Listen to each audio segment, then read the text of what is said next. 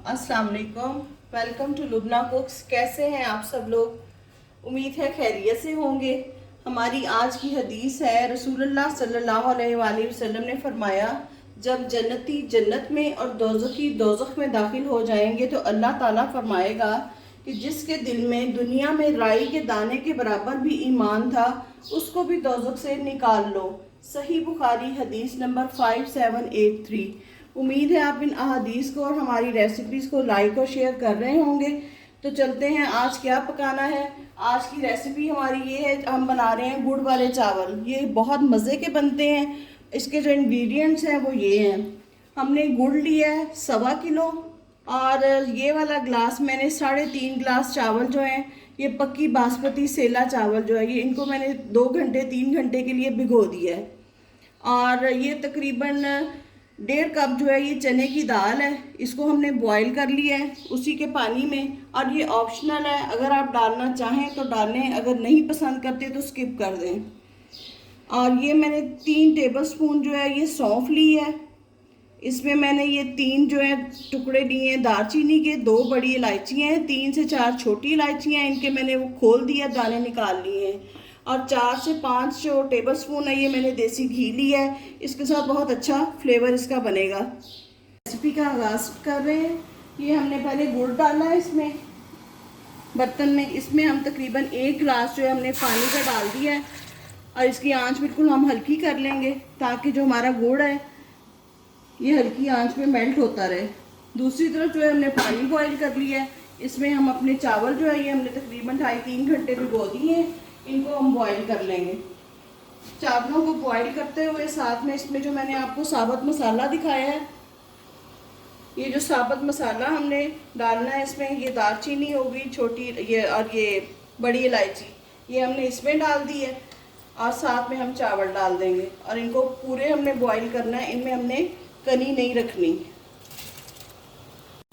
ये देखें जी, ये राइस हमारे बॉईल हो रहे हैं। दूसरी तरफ हमने गुड़ रखा था, इसमें मुझे पानी कम लग रहा है, मैंने आधा गिलास पानी जो है वो इसमें और डाल लिया है।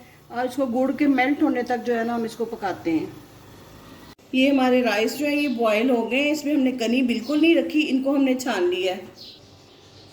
दूसरी तरफ ये हमारा गुड़ का शीरा तैयार हो गया है, ये बिल्कुल मेल्ट हो चुका है। अब हम इसको छलनी के साथ छान लेंगे ताकि इसमें कोई ज़र्रे या कोई पत्थर, कोई कैंकर बाज़ात निकल आते हैं, वो चीज़ें इसमें से छानी जाएं।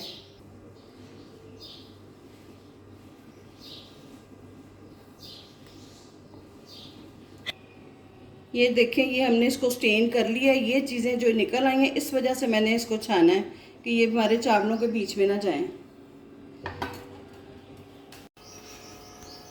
ये देखें, मीडियम फ्लेम पे हमने अपना देसी घी डाला है इसमें, साथ में हमने छोटी इलायचियाँ डाली हैं। इनको हल्का सा हम इसमें जो है फ्राई करेंगे ताकि इसमें खुशबू आ जाए। और फिर साथ ही हमने जो गुड़ का शीरा तैयार किया वो हम इसमें डालते हैं। ये देखें, हमारी इलायचियाँ इसमें फ्राई हो गई हैं। अब हम इसमें शीरा डालते हैं।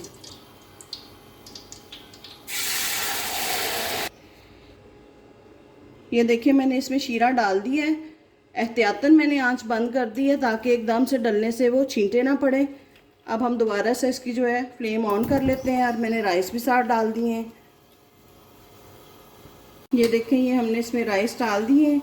ये जो हमने कोकोनट काटे थे हमने ये भी इसमें इसी टाइम पे डाल देने हैं।